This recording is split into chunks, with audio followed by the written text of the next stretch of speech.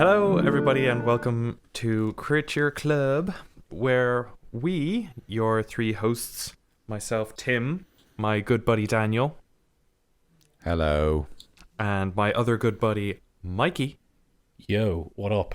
What it is? all have a good chat about the Monsters of Dungeons and Dragons. But this week is going to be our anniversary special, as you can probably tell by the title.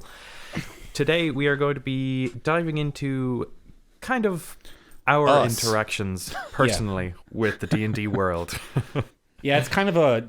Are you guys familiar with the music genre jazz at all? Yeah, it's a bit like that, where we're just going to kind of freestyle it and just anything goes, improv, be a bit progressive about it, just kind of shoot the shit. But in all serious note, yeah, we're just going to talk about our own experiences with D&D, maybe go into our own worlds. We actually don't know what we're doing yet, but let's just give it a go. We figured for our 1 year anniversary, we just kind of jump the shark and become completely self-indulgent and make it all about us. Yay! Because obviously that's what everyone wants. Mm-hmm. We have like 3 listeners, so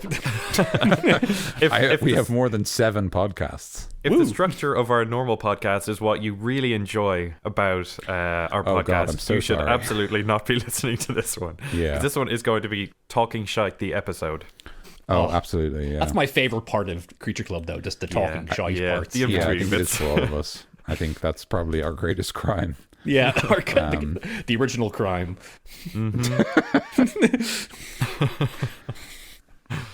So, will I start, since I have kind of the shortest history with D&D? You can indeed, Tim, but can I just say one thing? Go All for it. 3 of us are in the same. Yeah, Are in the same recording booth. We're recording an episode again, the 3 of us. Yeah. The boys are back in Power town. again. Boys are back in town. I got myself set up over here in the United States of America. Yep. I'm working on my accent, so, I'll get there He's eventually. like, howdy, y'all. I'm Howdy. American. I'm John Wayne. Shoot a cow, partner. Is that Shoot a- good? Am I allowed in? Yeah, you're allowed in. You can go into the States. Oh, my my name's goodness. Timothy Porter, and when I like to cath, I like to use you see that advertising campaign? It's where actually just not a bad accent. Like, Yeah. well, yeah, like I've actually impressed a couple of Americans with my like announcer voice for my American thing that I nice. do. That's right. But- Blend in. Yes, blend in. nobody will ever tell. Infiltrate. Although- Howdy, y'all. I'm Michael DC, and I'm from Texas. Yeehaw. I gotta work. I gotta From work on it. I gotta work on it. Delace? So. Damn it. You're cheating because it's in your blood. It is. Yeah, I should know. Like It's true, yeah. John Wayne. And all John those Wayne's in my cowboys. blood. Yeah, tiny John Wayne. He's Get out of chasing my the blood, varmints John in your Wayne. blood, Anyway, that being said, all this talking shite. It's good to have us all in the same boots, so that's why we're doing this special, because it's our year anniversary kinda, and the 3 of us are recording, so we might as well just talk shite, because we haven't done that in ages. Yeah, So it's my absolutely. boys. So Tim, could you tell us how did you start playing D&D? What is your history on it? The first game that I ever played was that game that I played at your house, DC, where I arrived late, as all good first timers and nerdy nerds do. I was an amateur nerd. I still haven't read all the way through all of the Lord of the Rings books, so you Yep. can take that card away from me. I'll set up the context for it. So I was doing a one shot. I was doing a one shot with the guys where I made all the characters, and I was like, all right, I'm playing with a couple of newbies. I'm just going to give them these characters. So I made a bunch of characters. I made like a wizard. I made a fighter. I made a bard. I made a whatever, and I made a barbarian called Kane Drayhaven, who was a.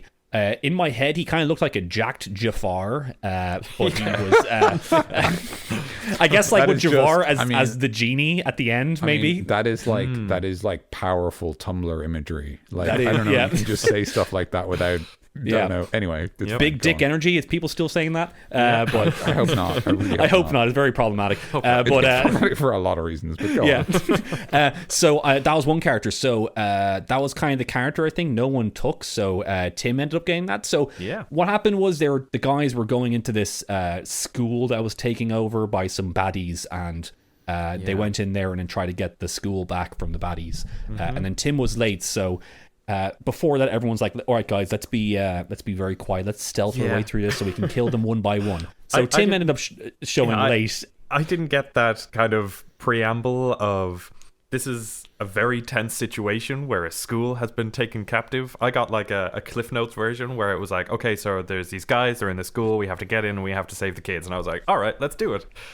So yeah, so so we were like in a closet waiting to spring, and then Tim came in going like, all right. So he came in, he's like, cool man, thanks. And he took the character sheet, like, I'm going to kick down the door and fight the guys. Like, oh, shit. So my favorite thing about in lore, in canon, what happened was a bunch of these guys were trying to sneak their way through a school, and then there's this one guy, one barbarian in the side who just didn't talk for the entire thing. And then at one point he was like, decided to kick down a door and just like yell and start killing people like out of nowhere. Yes. And that was Tim. Yes. And that was Tim's first ever game. I was essentially a murder hobo. Like, if I was in any other context, I'm relatively sure it would have gone so horribly for all the rest of the NPCs. Fortunately for us, there was only like innocent children and dickbags. So I was like, save the children, kill everyone else. Yeah, kill the dickbags. Yeah. And that was in 4th edition, I think? Wave after wave of dickbags. That's true. 4th edition was the game, because that was my first edition, actually. Yeah, and my signature moves were kicking doors down and stealing things off shelves clandestinely, and what was it, lunging strike? Lunging Maybe attack? it's a 4E move, I think. I have the sheet somewhere in my I have like an entire folder full of 4th edition character sheets, and beautiful. They're all the fucking same. They're all like, you want a fighter? Here's a fighter, and it's the same as the next fighter, because there's only like one character you can make of each class for each 4th edition guy. Whatever. But so yeah, fighting man. It's like, somewhere. It's somewhere in the pile. I think I bothered kind of everyone else with how I kind of took over the campaign, because like even after I had started kicking doors down, people were still kind of like sneaking through, and every door we came across, like I kind of made it a game meme where every door I came across I became immediately enraged and had to kick it down. It was a fun meme, and I had fun with that, and it was whatever, people did enjoy it. Like, I don't know, my games back then weren't as weren't great, but whatever, that's another conversation. I mean, that is another story. And I fucking loved it. Like, I had so much fun doing that and interacting with everyone, and just kind of suspending reality to enjoy this fantasy world. Whoop, that, there goes gravity. Yeah. Yeah. There it goes. Sorry, I'll stop. That's all right.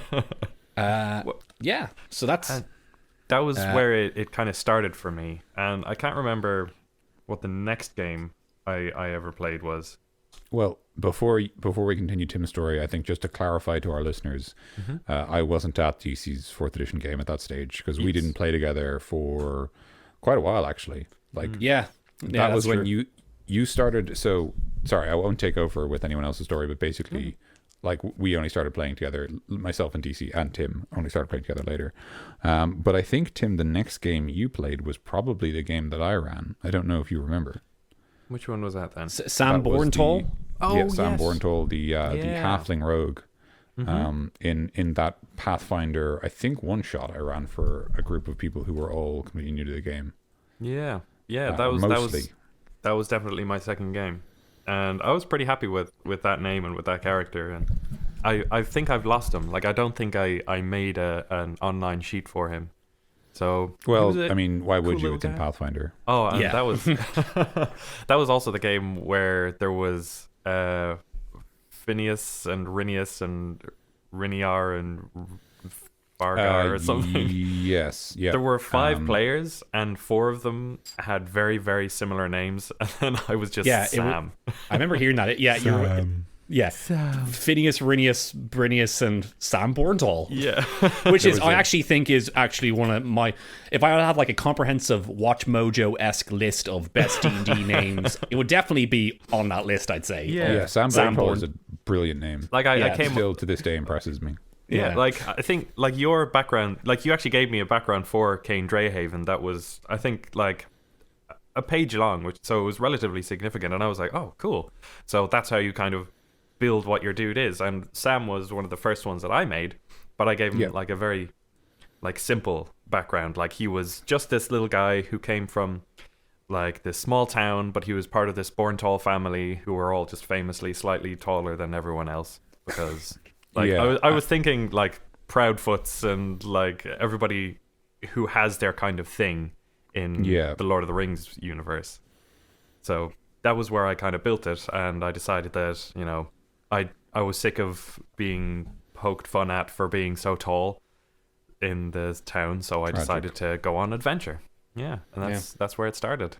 Every D&D character needs a Targic past, so in that game, like DC's, I gave everyone because that was the stage where I was pretty comfortable with Pathfinder as a rule set, and so I was basically able to build everyone a character sheet in like I think less than 2 hours, and I built like 4 or 5. I think I even built a few that we didn't end up using because there was more than the number of players deliberately. Yeah, it was a comprehensive little like character sheet that I had, and it was very helpful. I definitely remember much more DC's handout because it was quite a few pages much of more straightforward, specific I'd imagine, attacks. Yeah. Because 4th edition was really good for that. Yes. Yeah. Mm-hmm. You just your moves were moves. It was written down there. Yeah. Like my immediate reaction to it was like there is a lot going on here, and I don't know if I'm getting all of the information. Like I started off with the like, am I supposed to roll this many dice? And like, yes, that's what it says to you roll those dice because that is the attack, and it says there when you have attacked you roll those dice. But I was very tentative. God. Even but it's written down really small on like one page. Like, see, man, your attack says roll 15 d6 for your daily. Dailies and encounter attacks, and it was all that good shit. Yeah, but yeah, it was those two, and then I think the third one that we did was our quest, coffee quest game. I think. Which is one of our.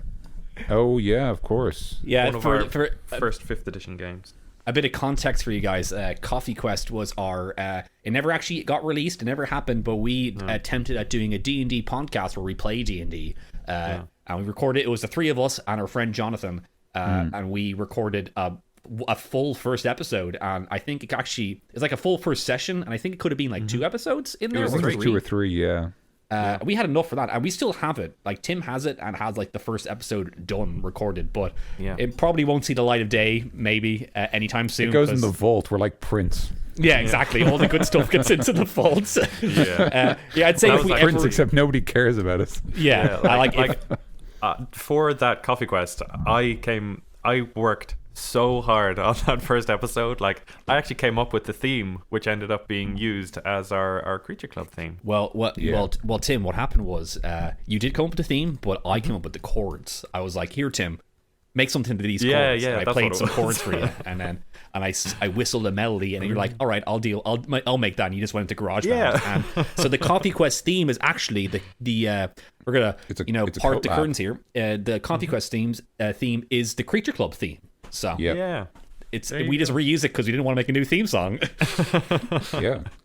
Because we are work shy. we finally revealed that. Mm-hmm. And once we can afford to, we'll get a full orchestral version and like get a couple more people in to like harmonize and make a full production of it. I think. Because that would be really cool. I mean, I'm down for that. I'm down for just finding an orchestra somewhere. Like, you guys need some money. All right, let's do this fucking podcast intro. Yeah, give us 20 seconds of music. So and then you did Coffee Quest, and then you did our Quest Boys game, which is, I'd say, our seminal work as a group. I'd say totally. Yeah, I think which is another game that I came late to, but in between, like, I had researched really, really, really hard for that Coffee Quest game. Like, I read as much as I possibly could, but I still kind of misunderstood a lot of the stuff. So I'm kind of almost glad that I didn't get very far into being a warlock, because there was a lot that I still didn't get.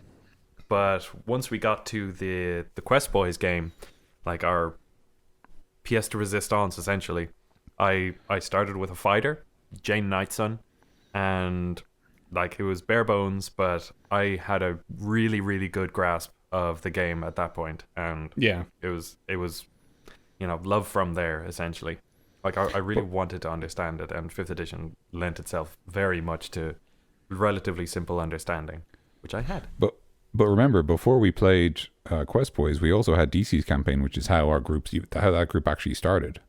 That's true. Yeah, I did I did a game with the guys for a while. I actually forget about that I did that, but yeah.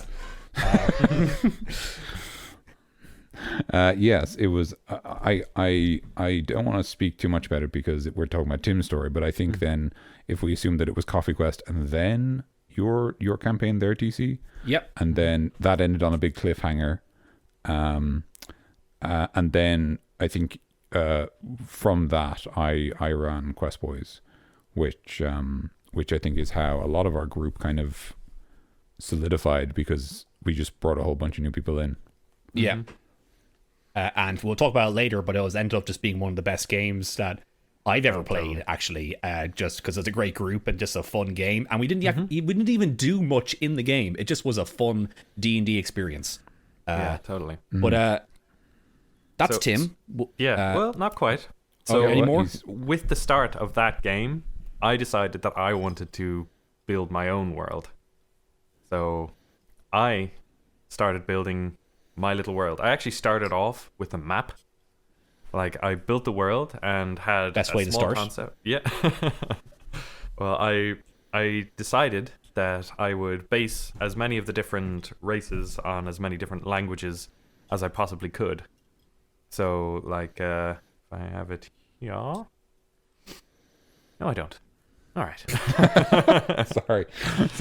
Yeah. That was just that was very comically timed. Yeah.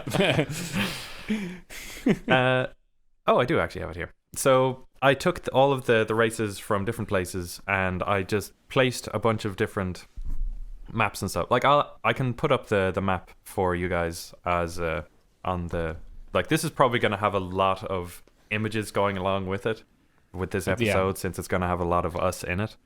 But I decided that the dwarves would be based on Latin, and as with the humans, the elves would be based on Greek, the dragonborn would be based on Norwegian, the orcs would be based on a mix of Zulu and Swahili, the tieflings would be based on Danish, the halflings would be based on the Irish, the Aarakocra were just based on random words that I could come up with that sounded kind of avian, and the Goliaths were based on English. So I decided that. And then I As in, like, the Normans consonants. English, like the Anglo-Saxons, or just to clarify? Pardon? When you said the Goliaths were English, do you mean like they were like Anglo-Saxon, or like they were like as in their language is English? Their language, like the language that I based their essentially their world on, was all English. Right. Like the only place that I actually ended up creating for them was Greatkeep, whereas everywhere else had like settlement names that were based on their languages. And I tried to come across, whenever I made an NPC, I tried to bring that accent, that naming convention into it. Yeah, and it was really cool. And so I just put in a bunch of dots all over the world and then named all of the capitals. Like, everywhere had capitals, and I came up with the idea of this shattered continent, which, if you look at the map, it's a big shattered continent in the middle with Katoikia and Stolthed in the middle. And that was called the Cataclysm. And I've had so much fun like hashing out the details of everything around the Cataclysm, but I've kind of left the actual Cataclysm open to interpretation, essentially, because I want to build a world around it before the whole, like, everybody starts moving in to basically reclaim the shattered continent. And I'm actually really, really, really proud of how much work I put into this and how rewarding an experience it is. Yeah, like, world building is so much fun, but like, Tim, I believe that you have pretty much every single spot in your world down to a T somewhere, like, on a file. But like, if I say I want to go to this place, then you'll have that completely, like, you know exactly what that place is about, you know. So I can trust you as a DM in that kind of regard, even if you might not, even if you think, oh shit, I haven't done that town yet. I still believe, like, no, Tim definitely has this town in his head. You know, he knows what's going on in this town. Well, I have the vast majority of the work done, but even I get a little bit burnt out on it, so I kind of settled myself down a little bit. Like, I have all the capitals, some of the primary stories, and a lot of the big characters, and some of the smaller characters, and some of the areas like mapped the out. gnomes. Actually, no, there are no gnomes. They don't have a Gnomes a don't capital. exist? They exist, but they're. I haven't actually built my secondary plan that I have for this world. Like, the world itself is called Volundas, which I found Vol, which is light in a language, and Lun, which is light in another language that I can't remember. So the world above Volundas, that was going to be basically the world of light, the world of the gods, and I was going to come up with basically an underworld, like a place beneath the earth where basically other stuff has been happening that I haven't kind of panned out yet. So eventually there's going to be an entire second world attached to my Volundas, and I'm excited to get working on that once I'm happy with how the world works. A second life, if you will. Oh my god. Just like that game. I'm you, Second but Life. from the mirror dimension. Give me my pants, or your pants. It's no. Give me my pants. Give me my pants. I Who guess. are you? I'm you, but in your pair of pants right now. Give them over, all right? Swap, please. It's Swap very, seats. oh, And so I came up with a my primer keys are as in well. those. Before I Sorry. came over to America quite recently, I came up with a primer because I had planned to run a game for a couple of people over here. And so I basically established a couple of things, even for myself. Like, I hadn't decided a few of these small things, but I'll basically read the two short paragraphs that I wrote for Volundas. And it starts...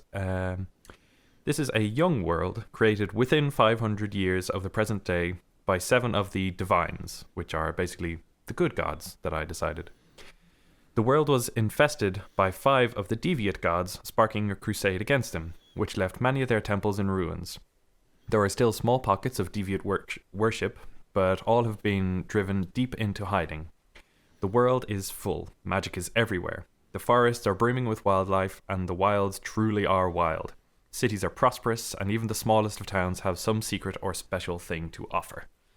And that was basically the primer that I handed to these people who had basically never played 5e, which I think might be a little bit too broad for, like, first timers. Well, we mentioned on the show before that when you're playing for first timers, you said this, Daniel, where if you're playing for first timers, play your vanilla and that's it. You don't need to do any primers and stuff. You just do your vanilla game, and then they'll like it, hopefully. Yeah, that's like, I really strongly think, like, when it comes to, like, I'm working on an introductory document for people because they've literally never played D&D. They might not even understand what it's like as a game. And so my reasoning is I'm going to answer some of their basic questions, and I'm going to couch that explanation with a description of the world. But the intent of the description is not that they understand the world, it's more that they get excited about the world, which is sort of a different thing. And I've had other situations where I haven't done this. When it comes to running a game for new players, I actually think the greatest gift you can give them is pre-made character sheets. Yes. Where everything on the sheet is very obvious. It's very apparent what the character wants to do. So, like, like an archery fighter and a great weapon fighter and a paladin with a sword and shield. Like, I know the most archetypal characters. Yeah, I know Wizards has like a file you can download of pre-made character sheets, but they look like stat blocks almost. Very simple. It's not like you're looking at the character sheet where it's kind of complicated. You don't know where to look really, but if you look at a stat block, it's a little bit easier. So maybe even using one of those where it says, "Here's your wizard. Use the wizard." It says what spells you have instead of like what spells do I have? Oh, go to the spells page. You can use one of them, but only with a certain amount that you are prepared in. Blah blah blah. It's like ugh, shit. Like if a new person ever asks me, I want to do a wizard. Like, are you sure you want to do a wizard? Are you sure about that? Yeah, it's like that is something that I probably should have done for these first timers, because the first and pretty much only game that we ended up running was like we started building their characters, and then I was like, oh wait, I don't have multiple copies of the player's handbook to hand out, and my laptop is only here. So probably pro tip for anybody who's running a game, use the pre-made characters. It's definitely going to be a lot easier. Yeah, there is no way I would have made heads nor tails of building Cain Dreyhaven my first time. So one of the things that's interesting about character building in general is that it's one of those weird things where it's just frustrating right up until you understand the game, and then it's one of the most rewarding parts of the game for most players. Yeah. Like there's this weird period where you start playing D&D where your character is kind of unscrutable, and you maybe know what they're good at and what you want them to do, but you don't necessarily know how those building blocks got made into the character you're playing. And then at some stage it clicks and you suddenly understand how these things are built, and now you want to build your own. You see the Matrix. You see all the kind of, yeah, zeros. exactly. Yeah, yeah.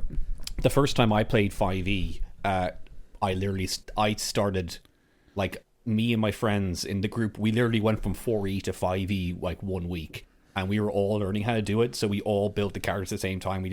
None of us knew how to play it, but we're like, okay, we're like making characters together. Like, all right, I think this is how it works, and this is how it works. Like, we were trying to learn the game all together. So it was a fun experience of it clicking with all of us at the same time. But that actually sounds really cool. Yeah. It was.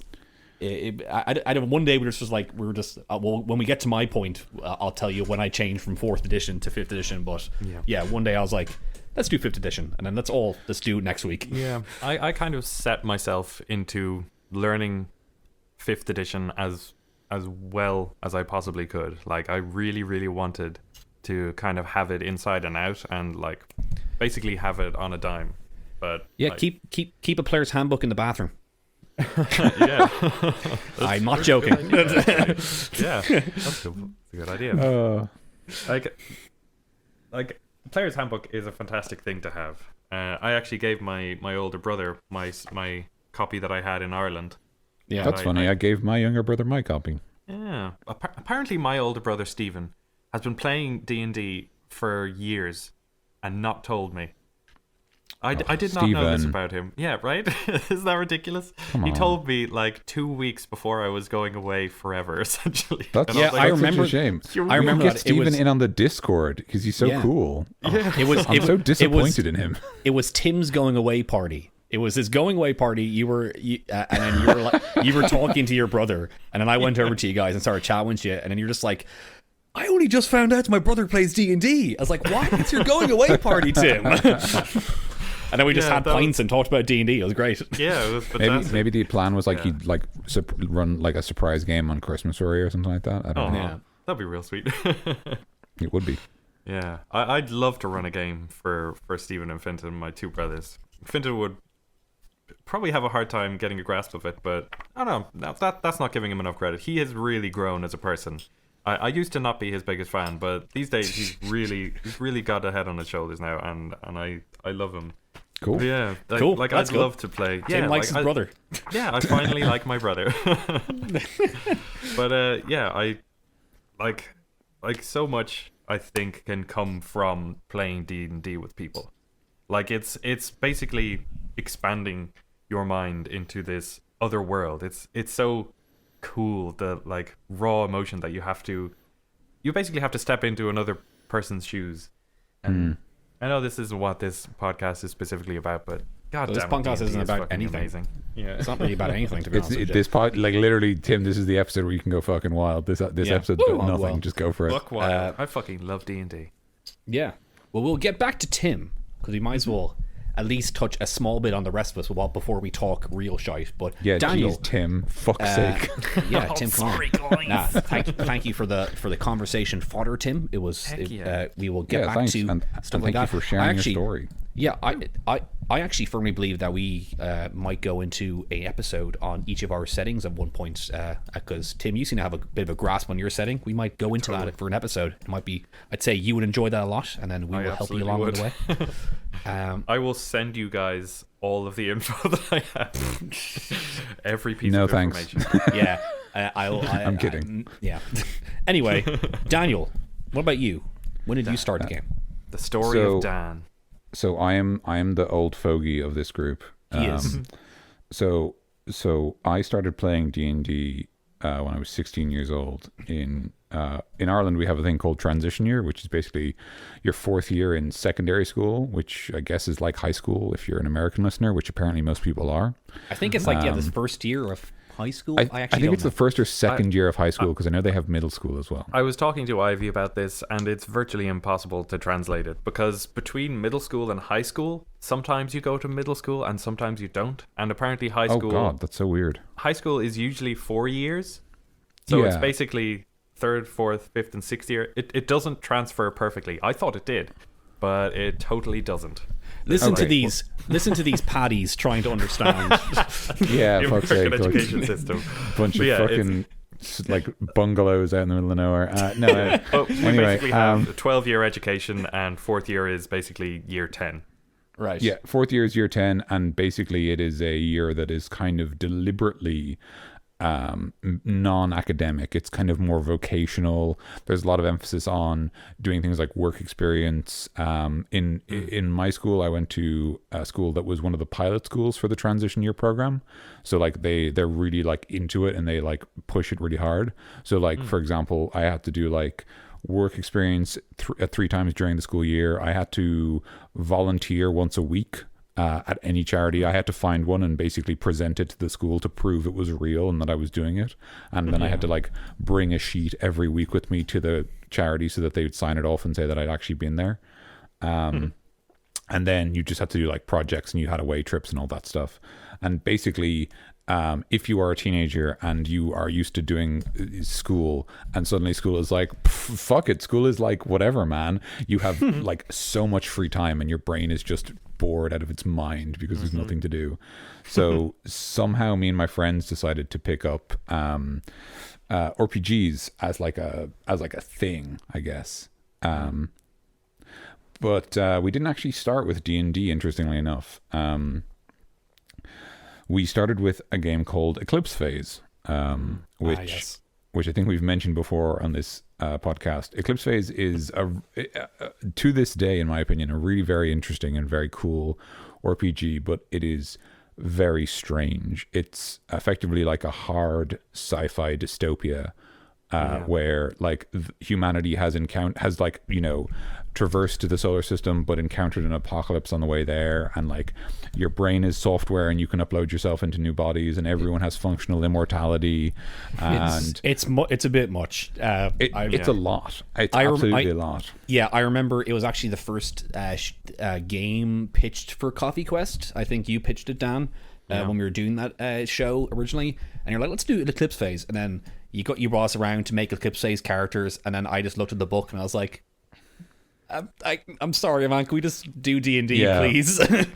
Which is fine. I tried real hard to get into it. I still have the handbook, but like I really really wanted to dive into that. Like it seemed really cool, because like I have always had a very fantasy oriented mind, but I also love like Star Wars and Mass Effect. So I was actually playing a lot of Mass Effect around about that time. So I was like, heck yeah, let's do a sci-fi thing. And that's very if you were playing something like Mass Effect, it would totally like prey on your weaknesses and stuff like that. So anyway, we played Eclipse Phase, and actually because of the timing of the game, it was very inspired by Mass Effect. I actually gave the players their own ship. It was like their own version of the Normandy, and I did some stuff to like make the game a little easier for them, because none of us knew how to play, where like their ship had its own like healing tank on it. So basically, like if they got shot up during the game, they could retreat back to their ship and like heal up, basically, because otherwise it would be like really expensive. And so we did that, and I don't think we played many games of that campaign. We might have only played like 1 or 2, but the reception was very good. We all really enjoyed playing the game. Like we all really enjoyed like the sort of the mechanic of sitting down and playing together. So I ran that. So I ran the first thing we ever tried out, and then we bounced around a bit. We were looking at different versions of D&D, and ultimately we settled on 4th edition. and we started playing 4th edition every week on Fridays after school. And we did that until from 4th year through 5th year through 6th year. We did that until we finished school, basically. Wow. As far as I can recall. And in that time, we played a couple of different games. The first game we ever played was a pretty long campaign run by Robert Cole, mutual friend and friend of the podcast. He ran a really weird, like, winding adventure that was just it was just mad. It was like, there's so many parts of that game that I sometimes just remember in brief, and I go, that couldn't have been part of the same campaign. And but it had a lot of cool things that I liked, that I still take influence from, and that I still think are worth talking about. And it was such a great example of, like, your first D&D campaign, because it's just mad. Everyone's mad, and, like, you know, it doesn't really, like it wouldn't make a good TV show or a good movie because it's bonkers, but, like, Yeah. it's really good. And also, like, even then, like, Rob was a pretty creative, like, DM. Like, he did a cool thing called, like, party feats, where, like, for example, like, we all joined the army at one stage in a town because it was about to be sieged by the undead, and we thought, we'll join the army and help out. And so we joined the army and helped out, and after that he gave us, like, a feat that represented, like, we'd all gone through, like, military basic together. And so, like, we got, like, some bonuses for teamwork and, like, basic weapon proficiencies, and, like, some proficiencies we didn't already have because we'd all kind of learned how to use, like, sword and shield and, you know, stuff like that. Yeah. Which was very, like, which, you know, was something he basically made up. And he even came up with the fun thing where, like we like developed reputations based on our actions and stuff like that. Like, he actually did a bunch of cool stuff. So yeah, it was a great starting campaign. And then we finished that, and we did a few kind of shorter term things. And the next big game we did after that was actually, we moved from 4th edition to Pathfinder. While we did this move, we played a couple of short campaigns that were, I think none of them were more than 5 games long, at least as far as I can remember. I could be forgetting some of them, and I hope my friends will forgive me if that is the case, because it was a long time ago. Like, it was 8 years ago, and I do not have a good memory. But during this period where we were kind of moving from 4th edition to Pathfinder, which is, as we've said before, sort of a version of 3.5 reimagined. It's like 3.75 basically. Yeah. But, like, not done by Wizards. It's done by another. Yeah. Yeah, it's done by another company called Paizo. And during that time, we invented our collective world. We didn't make a world each, or we didn't make a world, like, individually. We collectively built a world called Talas, which at this stage, all of us in the podcast have at least existed in one game in. Yeah. So Talas is, like, a fucking bonkers mess of a setting because we started it when we were 16 or 17 years old. We started it by drawing a continent level map, which we then later redrew. So, like, it started out on a continent level basis, and it, like, got drilled down. And, like, where it got drilled down was based entirely on where we felt like writing. So there's, like, parts of the world that are massively detailed, and other parts of the world that have no information on them whatsoever. And so basically it's a mess, but it's a beautiful, perfect mess because it was made by 5, like, friends who were just, you know, all very enthusiastic, even if they weren't very skilled. Yeah. Which I think is, you know, kind of a beautiful analogy for most of D&D, actually. I love Talas. It is, it's pretty fantastic. It's absolutely bonkers, and sometimes I just don't understand it. But every time I play in a game to last, I'm like, you know what? I love contributing to this wonderfully silly thing, and wonderfully it's been going on for so long. It's such a big part of our D&D career. I'm like, I hope it stays around forever. I just love contributing to it. So it's Talas. I love you. It is expansive as well. Like, when I started playing when patron saint of the podcast, Stephen Brady, started running the Rise of Tiamat. Bradford the Holy Man. Bradford the Holy Man, amen. When he started, invited me to play this game, I had to come up with a character, and I came to the first session without it really fleshed out, and I couldn't answer a lot of the questions that the guys had for someone like me. Like, where am I from? Like, where in the world? And I was like, it's a mystery. I stay silent. And so I decided to dive into what I wanted my character to be. Like, his name was Cadmos the Wanderer, and he ended up, I wanted him to basically be like an alienated child. Like, his family basically pushed him out of some kind of empire because they were a big part of it. And I went into it and I was like, okay, what empires are there? And then there was a small list, and I went into that one, and I went into this thing, and then this thing, and this thing, and like elven politics, and like there was so many like overlapping levels to how deep a character that I could create with this world that I was having a great time reading into all of the background of Alubarad and all this really, really cool stuff that I had so much fun learning about, and then deciding whether my character hated it because it was part of this empire, or loved it because it was something that reminded him of home a little bit. It was really cool just being able to dive so deep into such an incredible world, and it's so much fun. Yeah, it's fun like having like a D&D setting that's like, it's your friend's setting, but it's almost maybe not as expansive as like an official setting you'll get like Forgotten Realms or something, but it's still there's still a lot of information on it. There's lots of countries and stuff you can pick from. And it's great. Whenever I make a character like for Talas, I always feel like they never really fit Talas. Like, Lucas was a shonen anime protagonist, and Lucas Talas Talas is a lot of things, but weirdly it isn't anime. Yeah, like, it's I not. don't know how that happened. But I actually really liked that, where Lucas's character was that he just didn't. He didn't understand the politics of it, but he was wrapped right into like a politics heavy game, and he's like, how can you think that? How can you bicker when Tiamat is going to rise and kill us all, or the cult are going to try and kill us all, and everyone's just bickering. He's like, but guys, come on. And then that ultimately led to his downfall, and everyone's downfall, but whatever. Correct. But anyway, sorry, Daniel, so you were forming Talas at that time. So we were forming Talas at that time, and so we played a couple of games. Some of them were set in Talas. There was this interesting thing initially where we weren't sure what to do with Talas. There was a lot of uncertainty, and what happened actually was a lot of people ran games in their own setting. I remember now, actually, we had a game run by Jack McCormick, who we know, but I don't think he listens to the podcast. But anyway, he ran a game that was set in his own setting, and then I think the game either immediately before or after that was Rob running a game in his own setting. So there was kind of this initial period where we weren't really sure about running games into Last, because I think there was a case of because we'd all contributed to it, none of us felt like we owned it, if you know what I mean. Yeah. And I think, interestingly enough, the only person who really had like the kind of confidence to run a game in it initially was Brady. And he ran, I think, our biggest, at least in terms of impact to Talas, our biggest campaign, which was obviously the Tale of the Adorned Hand. The seminal work of Talas.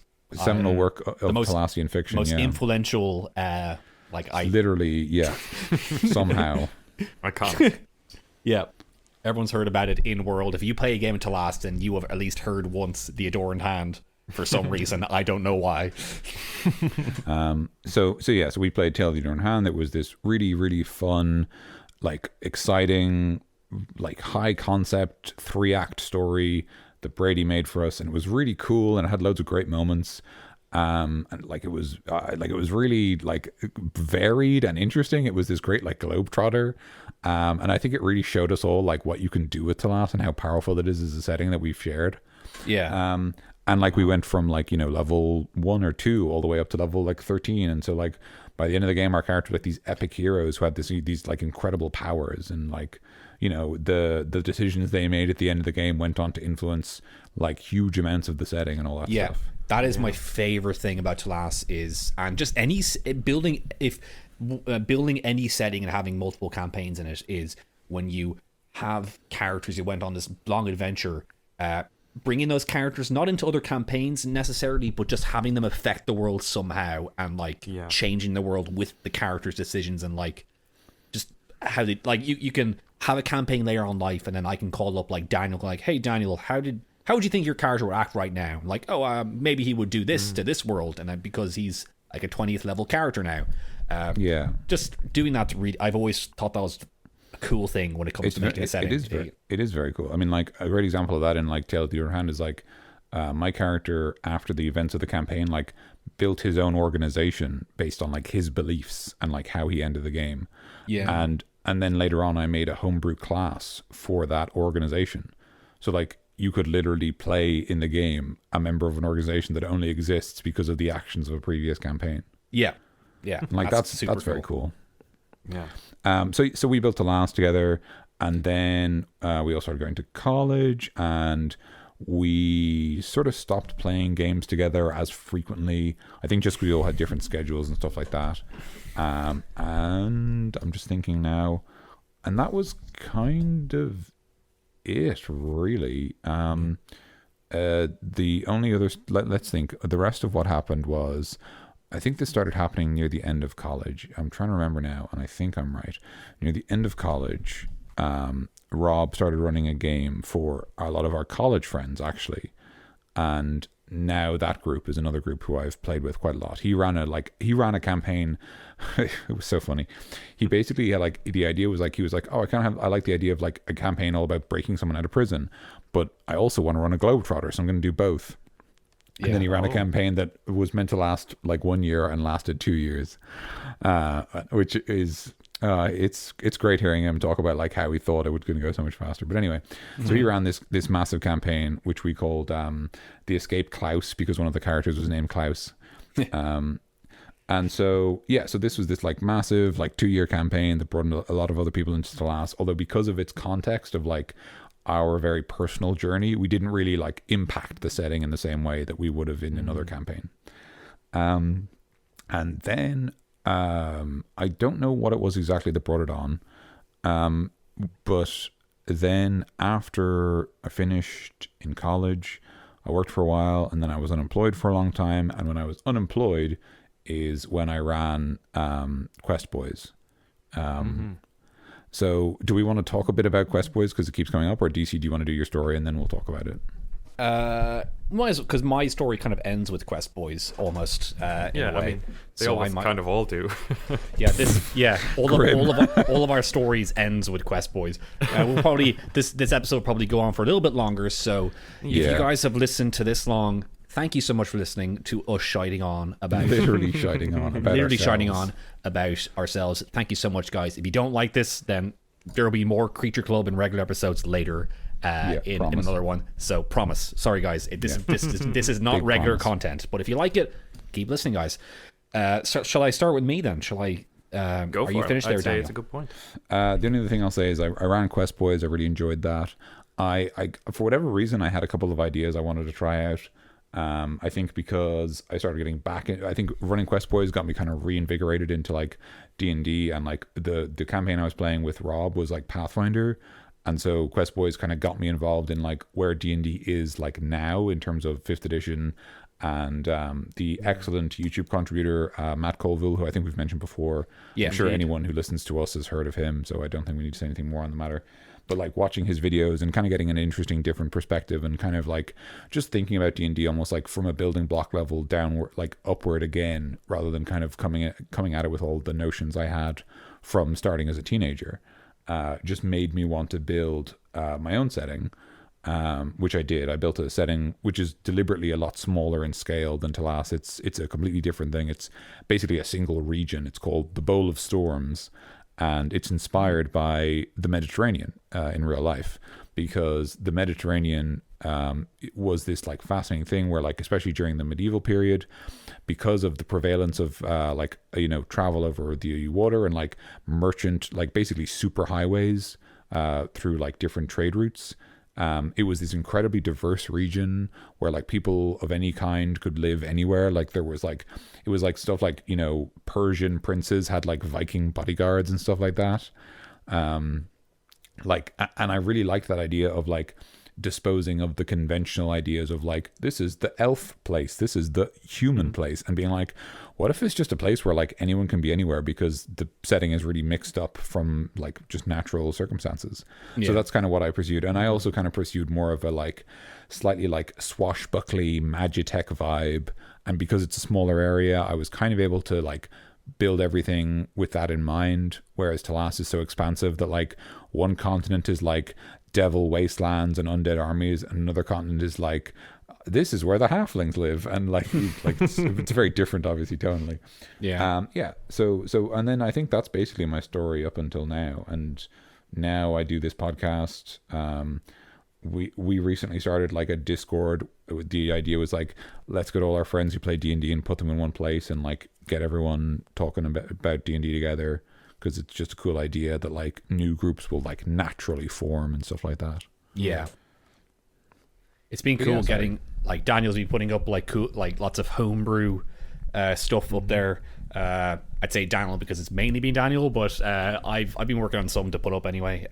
I'm looking forward to like everyone getting involved, but it's not a race. It's not like I was saying before we started recording. The reason my stuff is up is because like, you know, I'll be at work and I'll draw like a little line graph, like a little thought bubble, and it'll be like, what about like a space paladin? And I'm like, I just write things like Comet Rush, Asteroid Smash, and just like write stupid like attack names next to it, and I go, Comet Rush. How can I turn these into actual mechanics? And then I sort of like work out from there. But like everyone has their own process. But yeah, it's purely a case of, you know, sorry, go on. I was gonna say we might end up sharing them at some point, not on this episode, of course, but on a Creature Club network episode of some sort, or even on the websites somewhere. We'll figure it out. Yeah, but absolutely. you guys won't go cold with. You know, we'll show you our homebrews at some point. You know, if you're good, if you're good, if you eat your veggies, eat your veggies. Yeah, eat your veggies and your dessert. I plan to run a game eventually. Now that I have my setup over here effectively set up, I was thinking of running an online game for some people. Go on Roll20, which is a fantastic platform. I just need to learn how to effectively use it. There's plenty of tutorials online for you to for you to learn. Peruse. Mm-hmm. Yeah. All right, cool. DC. All right, so me, I started out a tiny bit differently from the rest of you guys. Well, actually, it started out similar. My first tabletop role playing experience was with Daniel. You decided to try out a different game at one point with your crowd that you're talking about, with Brafu the Holy Man, Rob Cole, and Jack Mack, and I think that was it at that time, actually. But you decided to run a game called Godlike. Of course. Yeah. And that was my first ever tabletop game. So Godlike, for you guys don't know, the premise of it is that you're in World War II and you play as characters with superpowers, which is a pretty rad idea, but it only really suits a one-shot because it's kind of combat heavy. You can't really do too many like adventures with like, well, maybe, but it just didn't really go on past one session. So I made the game. I forgot how the mechanics were really done, but it was kind of you can kind of make whatever superpower you wanted really with it. It was handy. I can broadly explain it if you want. Yeah, go ahead, real quick. Yeah, go ahead. Yeah, so it was basically like you had a classic kind of point buy system where you had whatever X amount of points, and you could either spend them to like enhance your like basic skills, and you could enhance them to the point that they went above, like it was like 1 to 5 was like normal human, and then 6 to 10 was superhuman. So like you could, for example, make yourself like super athletic, or like in your case, DC, you made like a super sniper by just increasing your sniper skill above 5. Or you could spend your points to buy like specific powers from a big shopping list of powers, basically. Exactly. So we had I forgot who was who, but I was Scope. I was a sniper that basically whenever I shot anyone, it was a automatic hit because he was a great shot. Nice. And then we had, I think Stephen was the Baron who had telekinetic powers. And then someone, maybe Rob had Rob had super speed. Super speed. He was a speedster. Jack Mack was. He made Conan. He just made he made a man who believed he was Conan the Barbarian. Yeah, so he had superhuman strength, and he had like a magic sword that it was only magic when he held it because he believed it was magic. Yeah. And then that was just super fun. Like that was we just did a couple of fights, a couple of encounters, and it was just that, and I really enjoyed that. I was like, this is super great. I think everyone had fun. I think that was a really like fun, silly little session, because it was just like, it's World War II, so the only thing you're ever going to do is like go fight some Nazis somewhere, you know, or Exactly, maybe if you're feeling really adventurous, it's like go fight some Italians somewhere, you know, like Yeah. like that's kind of the whole game. Exactly. So it was just like you've got to take this French town from the Nazis, and I just like kind of let you guys do it however you liked because you had fucking superpowers. Exactly, and it was just like really fun. The only was, direction I really feel like you can go in a big campaign like that, where your superpowers, you're on the Allies' side, you have to kill Hitler. Yeah, you can do like something like that would be fun. Yeah. But then it turns out that he has superpowers or something as well. Of course. Prepare his mecha suit for battle. Like if you were doing a World War II superpowered like campaign and Hitler didn't have superpowers and he wasn't a final boss, then you're cheating us if you're not doing that. You're playing the game wrong. Yeah. Yeah, exactly. But no, yeah, that was my first D&D tabletop role-playing experience, and I absolutely loved it, and I wanted more, but I never really ended up doing it anymore after that because I think like you guys were full, everyone, like I just didn't know anyone else who really wanted to play, and I knew people who wanted to play, but we just didn't really do it. It just kind of, we didn't know where to start with it, and eventually when I got into college in second year, because in first year I didn't join them because I joined like a music sock, and it ended up not being very fun because music people are no crack apparently in college. I don't know, but yeah, pretty much. So apparently the crack was in like the fun was in D&D sock, which I didn't join. But anyways, yeah, second year of college, I joined a RPG society. So I went in there. I was kind of paired up with a group, and it was typical. Imagine playing D&D to a couple of strangers and not really having much of a grasp on those strangers. It was just kind of like an anything goes crazy murder hobo game of D&D, and it was brilliant. It was fun. We had a lot of like fun memes and fun experiences from it, but it was like nonsense D&D, you know. It was like typical first game of D&D nonsense stuff that you wouldn't really picture like an epic story from it. But we did that. I did a couple of games on that, but I never really, you know, I clicked with people. I had made a lot of friends through that. Like a lot of my friends I made through RPG Society, but it wasn't like I didn't really like it.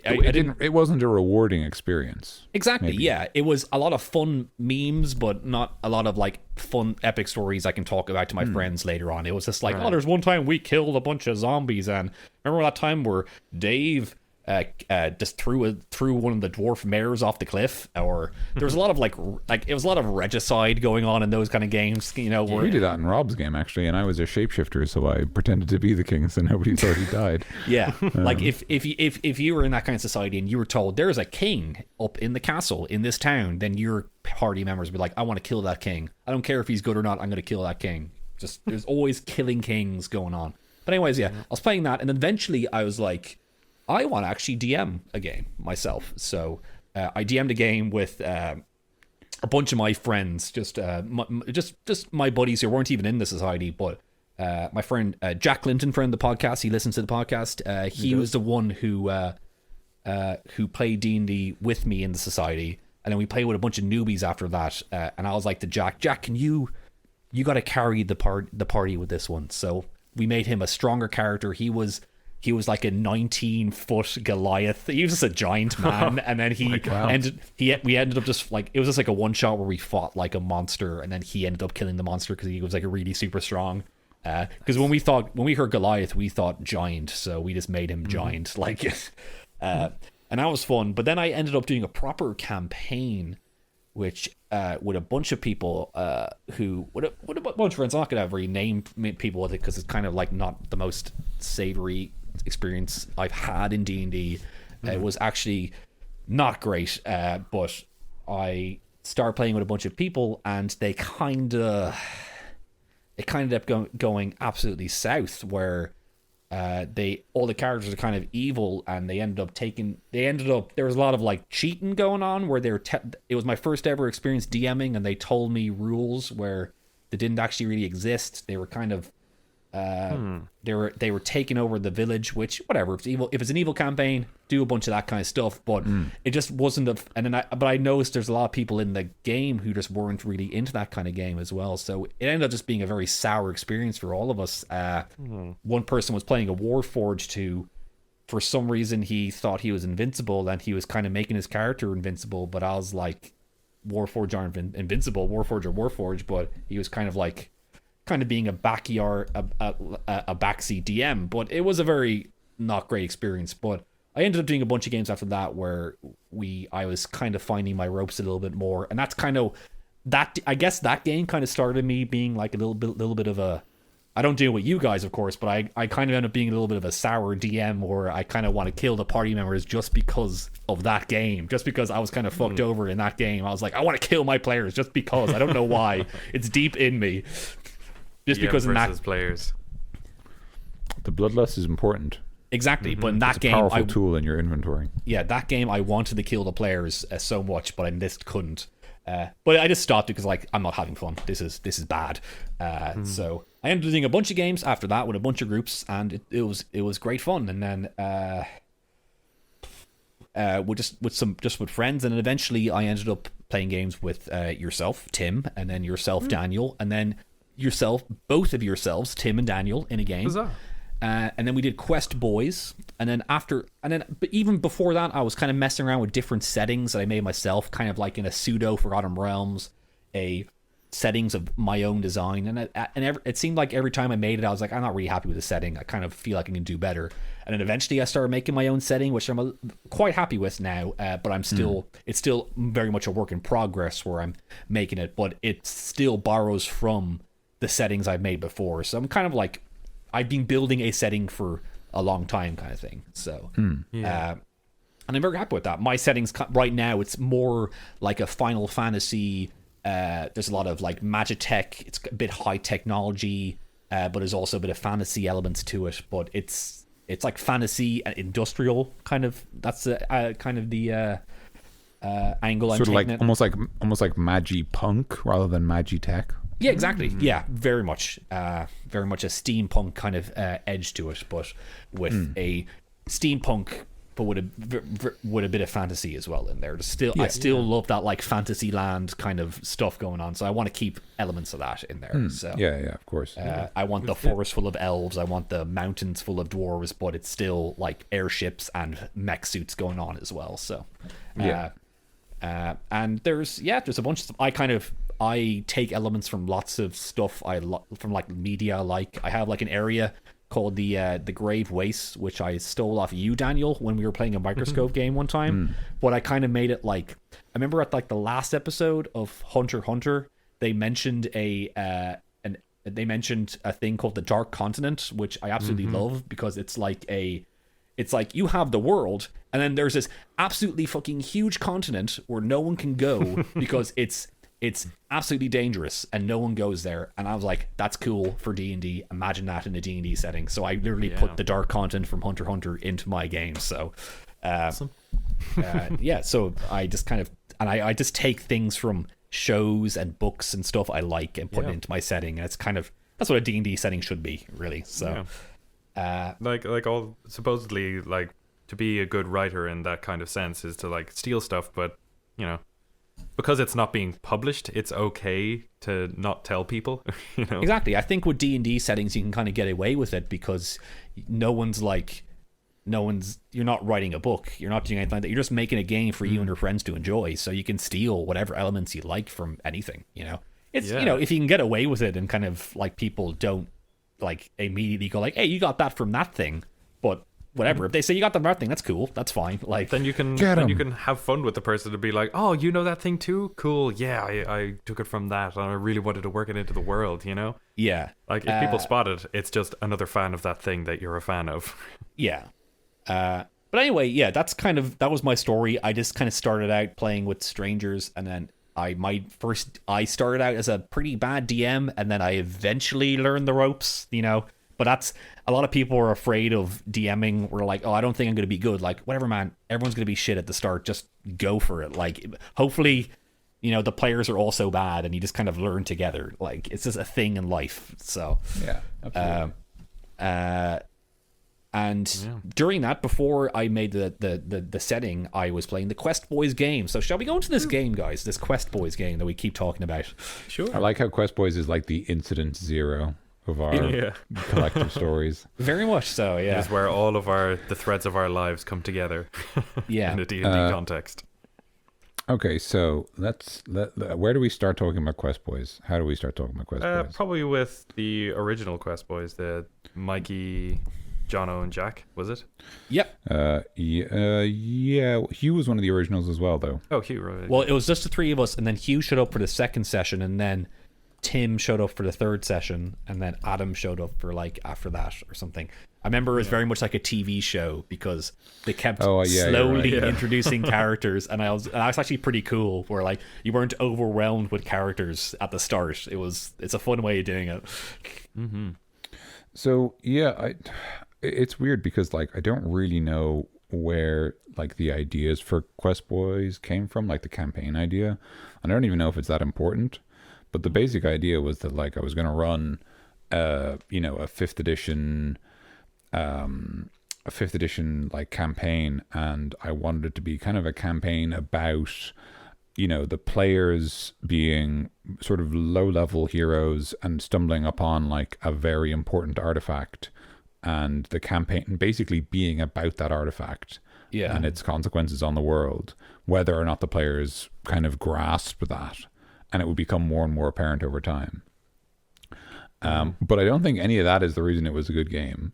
Oh, I think that has a good chunk of the reason why it was a good game, because that kind of intrigue definitely maintained my interest. Like, even though I kind of came into it as this character Jane, who was just kind of a blank slate. Like, I was basically just a mercenary who was told to hang out with you guys. I gave him more backstory, but that never really worked into it. But like, it was such an intriguing time, and it was the combination of your ability to kind of paint the kind of larger picture as well as each person's individual ability to be able to kind of like play with each other, because I think that's really what sparked it, the like immediate intrigue and like present danger, but not like physically present.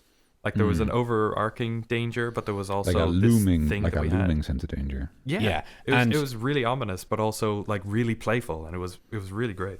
Yeah, you needed something like that for the game because, as you're probably about to mention, the game was very casual and relaxed. It felt like a sitcom. It felt like a slice of life anime.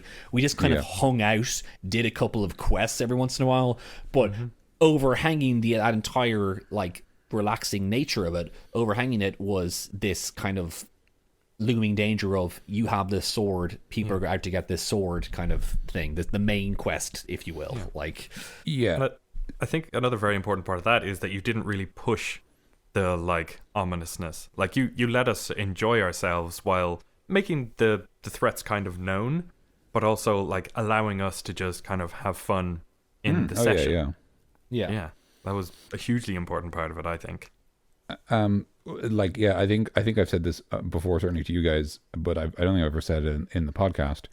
My sort of seminal moment of that campaign, and the moment I used to tell like what kind of campaign it was like for me, and why I think it was so successful, is like so obviously the campaign we started out with Mikey, Jonathan, and Jack Clinton, who were Marco the Druid, Iro the Paladin, and Varus the Monk.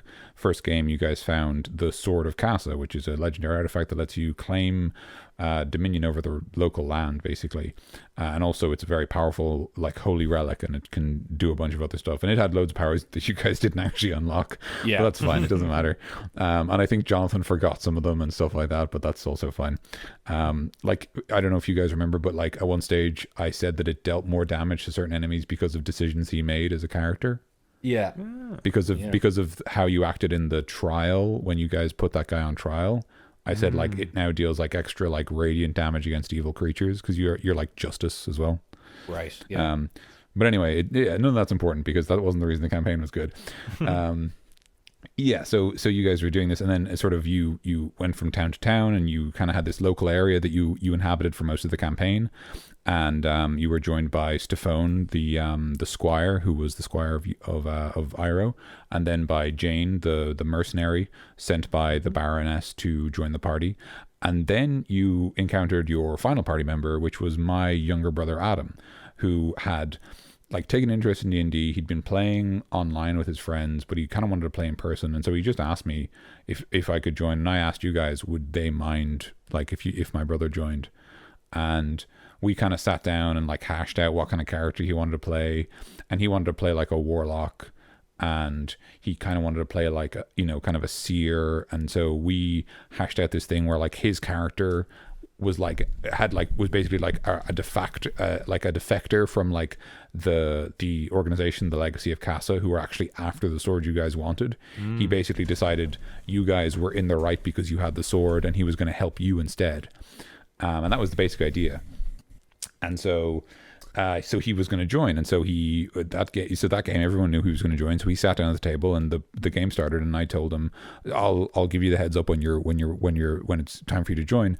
And I don't know if you guys remember, but in that game, what happened was you had arrived in town, and you were sitting down in the inn, and your character sat down, and in character, almost as far as I could tell, everyone was in character. They started arguing over breakfast. And yes. I basically just gestured to Adam as if to go ahead. And Adam waited for at least, I think, 30 seconds to a minute, letting everyone just be in character, argue over breakfast, before he said, like, okay, I want to, he like gave me a signal. And I said, like, as you're talking, a stranger approaches the table, and I described Harisi, and Harisi introduced himself. But like that moment is Quest Boys. You know what I mean? Like the fact that like the story had to wait because people were busy arguing over breakfast. Exactly. is peak Quest Boys in my opinion. I feel like any D&D party should have almost like a TV show, like a good character driven TV show, like dynamics between characters. Any D&D party should have that. And I think every D&D party tries to do that, but with Quest Boys, it actually happened. It just took off. I have no idea how. And it felt like a well-written TV show in that kind of regard, where the characters were they all had these, they all had their own drives and ideals and stuff, and they all kind of had their own separate dynamics to each other. Like my character Marco, he's very uncharismatic. He wasn't able to really get along with new people, but he liked Johnson's character Iroh because they knew each other like since they were little kids, so he got along with him, but he didn't get along with other kind of people. And then like John's character Iroh he doesn't get along with Harisi because he killed his brother and stuff like that. Like just everyone had different relationships with each other, and that's like super and cool. Iroh and Varys had like that rivalry, and exactly, like everyone just and characters had love interests. Varys had like a partner, and like that relationship was part of his character, but in a completely mature, believable way. Yes. Like he naturally built this relationship with someone in town, and just was like, and then was later like concerned for them. And I think I only told you guys this afterwards, but like out of game, he sent me a message being like, this is what Varys would like to do. Cause the climax of the campaign was like the town you guys like basically lived in was being sieged. And so he was like, Varys wants to get Serena out of town before the siege comes. That she's safe. And like he told me, and he never told the table, and I never told the table, because as far as I was concerned, like literally no one in character asked, so why would they know? But like to me that was such a great moment that like out of game Jack was like, Varys would make sure that Serena is out of town. And I actually called back a part of his backstory to let him do that, because he knows a guy, like a sort of a former thief, like a reformed thief who like helped smuggle her out of town because of his connections and stuff like that. I don't know, it's really weird like talking about Quest Boys, because you guys like all like really enjoyed it, but like I don't know, like I have no idea how much of that was me. I literally can't say. Well, I think it was definitely a little bit of all of us. Like my character Jane was basically a blank slate. Like I built him up and I built his backstory, but for this purpose he was basically in like his character for that very moment. Like he was just working to get some work done, and he got close to the Baroness. Yes. And they had a little bit of a romance between them, kind of like not spoken, well, relatively unspoken. I don't know. Like he had a respectful relationship with the Baroness that he wanted to keep. I think like people were rooting for him essentially. If we had like a fan base, they'd probably be like, go on. But I think I think one thing that like maybe wasn't like obvious, but I always thought made perfect sense, was like when you think about the idea of like the idea of like someone being a noble rank, Like Jane is a commoner, you know? So yeah. like it is unimaginable that he would like ask for the hand of a baroness. Yeah. Like he basically isn't allowed by social convention to do so. So it always made perfect sense to me that like he might have like been quite affectionate for her, but wouldn't say anything because he knows it would just shame both of them and he wouldn't get anywhere. Yeah. But of course now Jane is a lord, so he could like finally get that date, you know, if he plays the card You out. can get it in there, you know.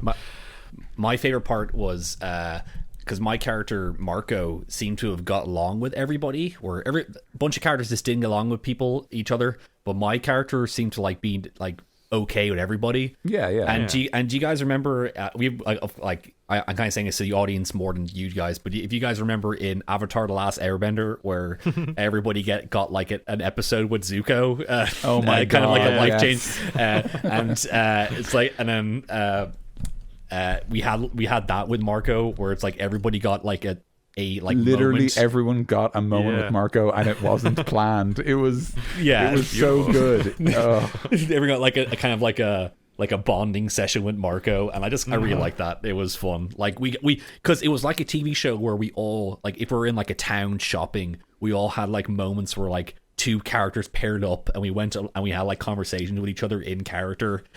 It was fun. Like it was so natural as well, where we just kind of talked in character and we just like acted as our characters, and it was and we're not like, none of us are really actors. We just kind of play D&D and that's it. Like we just kind of did it as D&D players. So There was a little bit of kind of butting heads every now and again, but none of the problems were like so completely insurmountable. Like we all had the same end goal, but the only kind of conflicts that came up were between a person's morals and the other person's morals, but they still aligned enough that we could find like a middle ground, which was another incredible either coincidence or, you know, us just accepting each other's want to play the game, you know? Yeah. It was really cool that everything just kind of flowed together for that so well. It was fantastic. and we're still waiting for Quest Boys season 2 at some point. I have Quest Boys season 2 like in the works. I'm not kidding. Like I know that it's a long way away, but like like there's just bits that go like that'll go in Quest Boys season 2. Like Quest Boys season 2 is, I have no idea how good it's going to be, but like at the very least I'm going to put the work in, you know? It's one of the most, I think it's one of the most hyped D&D games I know. Actually, God, I'm so worried I'm going to fuck it up. Like nah, I think it'll be any D&D game will be fine, but like it's just we're all like, what game are you looking forward to? Quest Boys season 2. Like Like I think after that was my first time ever DMing, so I had a little bit of that weight on my shoulders as well. Like I had to start from scratch, like with my world that I had built off the back of this campaign that brought us all together under the moniker of the Quest Boys. Yeah, I had the exact same feeling as well, Tim. So I understand. I'm so sorry. Yeah, It's cool. It's really, really quite glorious what happened at the end. It's just fantastic. It's like the best experience. And we did a quest. Myself, Jonathan, and Jack did a Quest Boys non-canonical adventure. Where if you guys familiar with like any shonen anime where they have like non-canon movies, it was just that for Quest Boys, where we just did a dungeon but as our characters. And I feel like and it was super fun, where we didn't even finish the dungeon, but like it was just fun to be back in our character's shoes, but even if it's not exactly canon to the adventure, like honestly, that's something I think I would like say that we should do again as one shots. Like if we're just like, oh, there's not everyone around, we'll do maybe a one shot. I'd be totally up for just going like, oh, we'll just do like a Quest Boys non-canon dungeon, just so you guys can jump into those characters and you know pull on the socks, see if they still fit, that kind of thing. Exactly, yeah. And that's super fun. So what's the moral of the story for Quest Boys? What are we saying to our listeners here about Quest Boys? We're just shiting on about it. So what I will say as the DM for Quest Boys, I think the sort of style I had for running Quest Boys could be sort of summarized as like, first of all, very like, my general style is very kind of like lessons of improv, like yes and or no but, you know what I mean? Like always kind of like give the momentum, like let it go forward rather than stopping it as much as possible. But I think the other thing like my second sort of signature for Quest Boys would be ... So what do you guys do? Where Yes. I would set the scene and you guys would be like, oh, well, my character is doing this. And then you'd maybe say like, well, you know, Iroh remarks that this, or like, you know, you wouldn't even say that, you just start talking in character and you just start doing stuff. And I would literally, like, I would just watch you guys talk and I would just let you talk until I thought, I think they've talked enough and they're not going to make any more like productive conversation. I think now they're just going to start going in circles. And that's when I would kind of go, so what do you guys do? Like, I would just literally ask. And occasionally, if I wanted to break that up slightly, I would pick one character who I thought made an interesting point or was doing something that I hadn't thought of. And I would sort of focus on them and I might go, oh, Varys, what was it you said you wanted to do? Like, Jack, what did you want to do with Varys there? Like, because I'd just be like, oh, he said, like, I want to look at this part of the building, or I want to try doing this.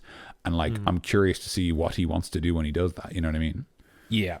So as the DM, I would say, like, there is a weirdly, so can I go on a bit of a rant if you guys don't mind? Like, Yeah, go ahead. Go for it. Okay. Go for it. Okay. So this is so I have a really strong suspicion. So ever since the Industrial Revolution, all of the tech. We're going back that far then. Shit. No, I swear to God, it's not going to take that long. But I just need to make it the point from there. Okay. Ever since the Industrial Revolution, every single back in my day. All right, well, get Sorry, it out. Come on. Right. Yeah. Sorry. No. Please continue, Daniel. We're just messing. No, you're absolutely right too. This is bullshitting, but this is legitimately something that I've thought about and I think makes sense. Ever since the Industrial Revolution, all of the advancements in technology humanity has made, broadly speaking, there are obviously exceptions, but broadly speaking, a lot of our progress has been measured by efficiency. How quickly can you do something? How fast can I go from Singapore to New York? How quickly can I send someone words from, you know, Peru to like Venezuela or whatever? Like, you know what I mean? Like, it's all about like efficiency and effectiveness and speed and quickness. And we have, in my opinion, like very recently reached peak efficiency. And when we reached it, we realized this isn't actually satisfying at all, and I don't enjoy it. And that's why right now, in the last like maybe 5 to 10 years, you're seeing people go back to vinyl, people go back to board games, people go back to like TTRPGs, like tabletop games they play at the table with pen and paper and no technology, and literally tables having rules where you shouldn't have your phone out during the game. Like we are like, there is literally a countercultural movement against efficiency because people are actually really sick of it, because it turns out if you've got a phone on you all the time that connects you to everyone, it's exhausting. So and to bring it back to what I was going to talk about, I've really noticed an interesting trend where that style is part of DM advice. If you read any article that tries to give you tips on how to run your games, they're going to talk about how to speed up your game, as if there's some value in finishing content faster, as if like the game of D&D is how quickly did you finish Rise of Tiamat, like how many pages did you finish a night, like, which is not like a metric that anyone should care about unless it's Adventurers League, I guess. So my style in Legacy of Casa was very much, I've given like the players all the information that I think they need at the moment. If they have any questions, I will answer those questions, but I'm just going to sit back and like let them play in this space, right? Like if I tell you guys are in a tavern and like, what do you want to order for breakfast? And you argue for a minute about what you want to order for breakfast, I'm not like, come on guys, the adventure's not the breakfast. I'm so happy you are arguing about breakfast, because it means you actually care what your characters eat for breakfast. That's amazing. That's literal magic. I haven't done that. I'm not powerful enough to do that. No one is. You did that, and I'm just helping you do it. Yeah. So like yeah, go on. Sorry, I was just gonna say that when you want to take time to breathe and let your characters breathe as well, instead of just let's get through the story real quick and the plot, but like let's not care about the characters. Let's just beat Tiamat already. Yeah, like, exactly. No. Don't separate like the DM's intentions from the players. Like allow the players to have agency in your game. Like don't just, this is my story and this is what's happening. Like with D&D, it is a story, a cumulative story. Yeah, very much so. Daniel, what is your final point before we shite on as well? But you're about to say something. No, absolutely. I was only going to say, like, so the kind of final point there is, like, I think the way the Quest Boys worked is that I was very lucky, and we had a table of good players who are invested in the game as characters rather than maybe as mechanics, or as like mastery, where like everyone at that table wanted to be a character. And I think that's something that you kind of can't choose to have, like, right? You sort of just need to get lucky. But the other half, I think, was just going like, just literally sitting back and letting them do that, and not feeling like you have to push them to go faster. And I think on that note, like, there are players as well who will have the same view that you need to push the party forward, and like, they're not necessarily wrong, and obviously telling them to stop talking is only going to upset them. But I think another thing is that like, everyone at that table wanted to play at the same pace, either by like agreement or just by tradition. Does that make sense? Like, no one ever felt like you, like myself included, no one ever felt like we needed to speed up. We'd found our pace that worked for us, and that pace was very natural, and it meant that like, we could very easily slip in and out of role play, and players could like talk to an NPC, and the NPC would say something back, and then they would talk amongst themselves and talk to the NPC again, and it wouldn't be quick or slow. It would just be like, everyone's like, yeah, this is the pace that makes sense.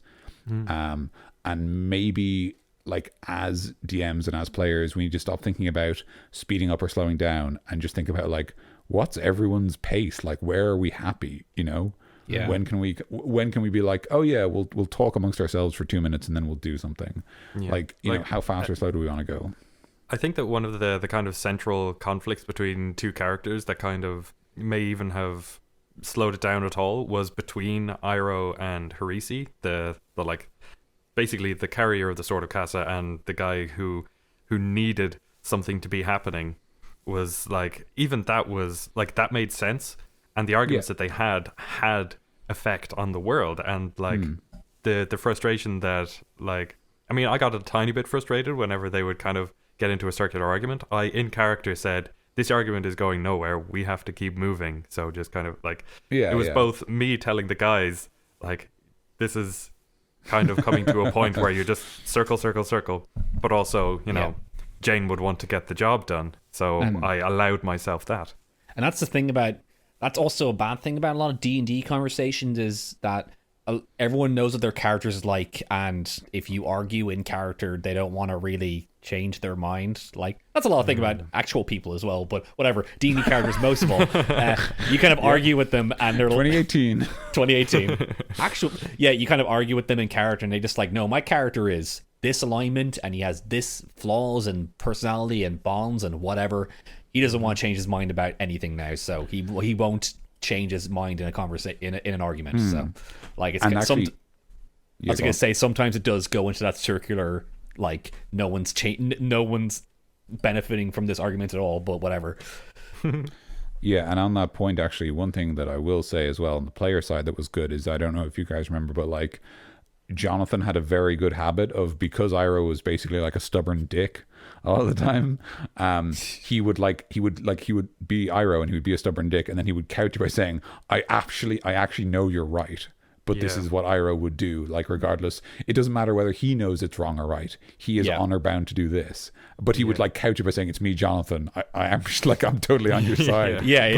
But like, Iroh is a bit of a prick, so like, this is just, we're stuck with this. And that is the best way of doing it. There's a lot of people out there who play D&D and like, does he hate me for what I said there? It's like, no, he just, it's just, they're just, you're being characters, like, don't take it seriously. And if you break that threshold and say, no, listen, my character doesn't, like, I'm just be my character there. Listen, I don't think you're a dickhead. I literally, like, a fourth wall break, basically, where you go, don't worry, I'm on your side. And it's okay to do that, but there's because I have noticed a lot of not friendships break, but a lot of people being like, does he think I'm a dick, or like, people not getting on to just because of something they did in D&D, and like, it shouldn't be that. Like, this is such a stupid reason to be mad at somebody is for something they said in character in D&D. Like, it's like being angry at an actor for something they did in a movie. Very much. I say my thing about Quest Boys is, if it's kind of a general thing, but if you're playing a game of D&D, don't really rush and try and expect, like, because for me, is one of the best games of D&D I ever played was Quest Boys, because it just felt natural, it felt great, our characters were just seemed spot on, and it felt like a great game, even though like it wasn't absolutely epic, didn't have like an absolutely epic boss fight at the end, but we had our own pace and we played it, and it was rewarding at the end, and we all felt great at the end. Totally. And I feel like you at home shouldn't rush for that perfect game. You should just kind of find the group that likes your way of DMing and eventually you'll find that great game that you can talk about for years to come. But if it doesn't happen, it doesn't happen. But if it does, then that's great. It's just a thing that happens. So never rush for like, I want this to be the best game ever. Try that, sure, but like never get upset if it doesn't happen. Like it just ends up happening. D&D is just about fun, guys. So never expect that you have to have that absolutely perfect game. So all about mushrooms. What? It's all about fun, guys. Right. Okay. Oh no! I did it. Yeah, but just that's what I have to say about that. Totally. I would say that for the mechanics to move forward so like naturally and effectively, it was the combination of each of our characters having their own motivation, like secret even to each other, but also the DM, you Daniel, established the world, and we had basically this loop that we ran, basically just protecting towns, and we knew like we had a direction to go, but we also had this thing following us. I mean, I don't think it really ever caught up to us. Maybe there was 1 or 2 points when Iroh's brother arrived with those kind of death knights, but even that, like, they were. I've got the stat block here. They were bound infernals. Yeah, like when they arrived, it was like we had known about this threat that was kind of following us, that the Sword of Casa was probably under threat at some point, but we just kind of jollied along, and like allowing us to jolly along and have fun with our characters, but also like understanding that, this threat is here, you guys, and presenting it in a relatively soft way as you did. Well, I suppose, did we kill Iroh's brother? We did. The second time, yeah. The first time you cut off his arm. Yes, no, sorry, you arm. beat him up and he had to trade his arm to get out of hell. That's what it was. Yeah. Makes sense. Yeah. And so like we had both the ability to basically play like the hopping town to town, sorting out problems, while simultaneously having this overarching threat, but also this direction to go. So as hard as I can imagine it being to work that naturally into a game, it really worked with Quest Boys, and I think that's what made it a very effective and powerful and pretty emotional experience, to be honest. Yeah, it was. Yeah, sorry, go on. I was just gonna say it was very emotional. Yeah, it was. We were those characters, and we were investing in those characters for ages, and then when it ended, we were like, oh man, it ended. Come on, like. And the fact that it was kind of a bittersweet ending as well was like very like cool and like good in a way that like, but also was like sad and like legitimately like, because the end of the campaign, I guess we can just like, there's no fucking such thing as spoiling it. The end of the campaign was basically so the basic like campaign was you guys found this magic sword, you all grouped up and met up, and you decided the two things you try to do is you try to find, because the Sword of Casa, the Blade of Casa, was one of, I think I said 7 holy artifacts gifted to the Knights of Casa. And the Blade of Casa was like the main one. It was like the commander's blade. And so if you had that, you could empower all the other blades. And so you guys went out and found those. I don't know if you remember this at all, if this makes any sense to you. And then there was the guy who had the shield. And you found the shield and sword of Duro. You were looking for, I can't remember the other ones, I'm sorry. There's a lot of things. It's been a long time. Yeah. Oh, Bolan's Wrath was another one. But yeah, anyway, so you went looking for all these kind of artifacts, and a lot of that was sort of basically you asking Vald to do research, and Vald had to do just behind the table, like behind the screen, basically he was doing like history checks. And the more time you gave him, his like bonus increased because he was spending more time researching. So like the idea was like he would always get there eventually, but there might be a bit of a delay because he'd be like, I can't find it yet, or I'm too stupid to read, or whatever. Vald being kind of the patron wizard of the party. There was that great moment, actually. I don't know if you remember it, DC, where like you thought like Vald's magic was similar to the Bound Infernals, and you like confronted him to find out was he actually the bad guy. Yeah. Which like I didn't even think of, but it was so dramatic and cool, and I really liked that. And I loved especially that Marco did it, because Marco was so quiet the whole time. Like he's not really someone who's good at confrontation, so it was really obvious that like this was important to him that he would do this. Yeah. Wasn't Marco's passive perception like 22 or something? It was 20. Well? He had the It was 20. He had the observant feat. So he was that observant that he would see something like that. Yeah, as well. I guess not even sense. God could see. Yeah, I always thought, I was like, because when I think about that situation where I thought that like our wizard ally Vald was the baddie, I was like, I thought it at the time, and I said it, I confronted him about it, but after I was like, it doesn't make any sense actually, but whatever. I'd stuck to my guns, and I thought that it was cool. It was really cool and dramatic that like Marco did that. Yeah, and like it evolves like, I have no idea what you're talking about. And then later on you're like, oh, that was stupid. But it was cool and it was dramatic, and it was like, you could have just changed it. You could have changed the story and were like, you solved my riddle, heroes. Well done, heroes. Yeah, like Marco goes into Vald, and Vald like gets asked a question, and he's like, no, and he's like putting away like a couple of scrolls in some books. Like, hiding them in the side. What's in that cabinet? What are you talking about? Nothing. Let me read that scroll. It's like, no, don't read it. Aurora Borealis. Yeah. Good. So yeah, that was, you guys were finding the artifact. The other thing I was going to say was like, you guys were on the one hand looking for artifacts, and then basically like the Baroness gave you like the big main quest, which was basically check up on all the villages, which was kind of a fun excuse for you guys to travel around the region, get to know all the locals, get to know all the villages, deal with their kind of small problems, and sort of like have the world built around you as that happens, sort of thing. Yeah. It was fantastic. It was a good way of doing it. It was a good game. It was fun. What I will say, biggest mistake of the game, just for myself, and this is a lesson to all you young whippersnappers out there. My enemy design was very boring, which I don't think is something you guys minded or noticed. No. But basically, I just think the Bound Infernals, as I called them, which were basically like suits of armor with a demon trapped inside so that it would fight for you. And they were just not very interesting. They were basically like plate mail with a bunch of resistances, and even some damage immunities, and they were just loads of immunities in a plate mail suit. And I like, in retrospect, I'm like, oh, that wasn't like, they didn't really have a lot of cool things they could do with the players, Like they couldn't try to like wrestle you and trap you inside the armor or something cool like that, which is the kind of thing that I would probably do now. Well, even so, I think that their simplicity kind of lent itself to like the players taking the main stage. Well, that's fair. Yeah, they were kind of like the goons in Power Rangers in that sense. Yeah, just getting kicked around and stuff. Yeah, you just have something opposing you. You don't need to have it.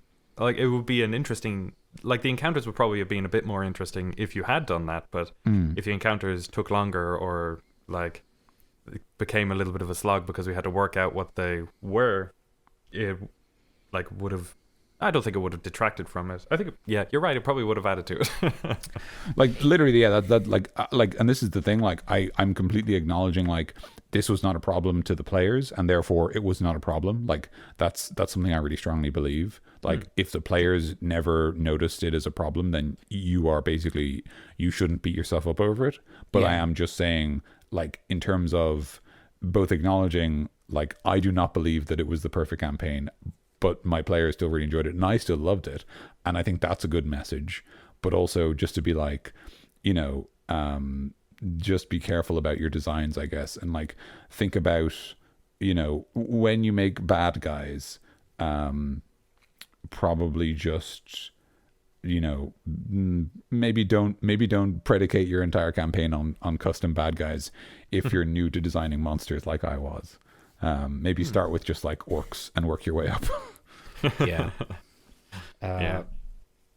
It was like, DMing is kind of a learning experience. You learn after each session, after each campaign you do, you just keep at it, and then if you think that you have to do better enemies next time, then you know now then to keep working at it. Like, just you know, you just keep at it. That's really it. You keep learning. That's just life in general, guys. Come on. Yeah, man. It's beautiful. Yeah, it's Live, laugh, learn, and love. Those live, are the laugh, 4 live, L's. love, eat.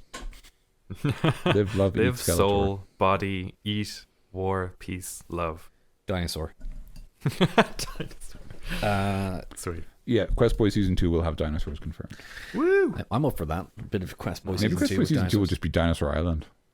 Maybe, yeah. Maybe Dinosaur, we just yeah. fucking about we Cannibal go Island? all in. It's just Dinosaur Island. What's up? Finally. Yeah. Finally. It's all we've ever wanted. Just to go to Dinosaur Island. Quest Boys, you have to go kill Radek. He's a dinosaur now. Wait, what? Who's Quest Boys? Quick help! Who is that? Who's on the phone? What's a phone? What's the phone? Who has a phone? Finally, I'm free, Quest Boys. You cannot defeat me. We're getting tired now. I think that's kind of all of us. You know, that's a broad overlook. Like, there is a lot more detail that we would probably go into if we do decide to go into our campaigns individually. But that's kind of all of our experiences, very, very, very broadly, with D&D and TTRPGs, and just having a good time with your friends. The ups and downs, the wheels and woes, and like just how much we love these games and we love our friends. Yeah, you know, it's just about playing this weird hobby with people who also enjoy this weird hobby, and just keep playing it, guys. I'm sure you don't need us to tell you that, because you're listening to this right now because you enjoy playing the game already. So keep at it. It's a fun game, and keep being you. Just do what you want to do in the game. So I will, Mikey. Thank you. yeah, no, not you, Tim. Oh, okay. You're someone not else. You're not allowed to do what you want to do. All right, you have to play like me. Okay. No. The way Tim plays is completely wrong, and no one should ever do that. No, please, guys. Yeah, everybody can play their own way, but there are definitely ways that you can work together, and I think Quest Boys is the accumulation of a lot of that learning experience. Like, I guess so. Being sensitive to the other players' characters. Like, it's very easy to jump into, okay, I'm playing this game now, I want to kill everything, like I did my first game. Like, Cain Drayhaven was the murder hobo, and it derailed it a little bit. I mean, I think I made it fun enough that not everybody hated me afterwards. Yeah, sure. But you know, it was a one shot as well, so whatever. Anything goes. But it That was is true. a great, fun, lovely, awesome time, and it's a fantastic game when you can find a group of like-minded people who are willing to work together. Indeed. Yes. I think in that vein, it's worth saying, like, you know, this is an adage that gets said a lot in communities online, but like, no D&D is better than bad D&D. Yeah. That's true. Yep, that is true. Like, if you are playing bad D&D, don't just I think it's legitimately like not a lot of fun and kind of draining and stuff. exactly. It really is. And if you just like, if anyone's out there having a bad time with their D&D game, just like maybe think about it and just say, do I want to play this game? Then don't do it, and then find another group. There's plenty of groups out there in the world. And you know what? Talk to someone about it who you wouldn't normally talk to about, and just ask if they'd like to play a game sometime. Don't ask for like, do you want to be in my new 7-act campaign? Just be like, do you want to play a game sometime? And like, you would be surprised how basically everyone is like, yeah, I'd be up for that. Like, I would love to try this thing that I've heard of, but don't really understand because there's not a lot of good resources on it that are like outside of the universe it is already in. Yeah. If you are like we're in this like nerd renaissance right now where D&D is cool, and like everybody, even if you don't play it and haven't really, most people are like, oh, I've heard D&D, I've always wanted to try. There's a lot of people that's like a really that. common thing you hear. Absolutely. Then find one of those people and just do a game with them. Like, it's Yeah, if you listen to the show right now, then you are, and this is a Mikey DC seal approval, you are qualified to DM if you're listening to this show. So Yeah, do that's it. true. You're more qualified than like we are when we started. Like, When we Exactly. started. That is Absolutely. true. So if you're listening, and give it a go, guys. And if you're already DMing, then keep at it. You're great. and the best part is if you run for a new group, you can steal literally all our ideas and they will never know. Yes. So Yeah. you're in the clear. You're allowed to do that. If it's on the show, then we're letting you steal it. So That's the whole And idea. like, if you want to use my map on all my named things, by all means, I'd love to allow other people to use my cool artwork for Go for their it. little world. Yeah, it's a good map. I'll even add my little settlement details for there if you like. Yeah, if you need like a town, then like take one of Tim's towns. Wow. He won't care. I'm vouching for Tim here. I'm speaking for Tim right now. He doesn't care about anything. You're so true, boys. You're so true. Yeah, but we'll leave up if you guys listen to this on iTunes or whatever other way you listen to it. Go onto our website, creatureclubpodcast.com.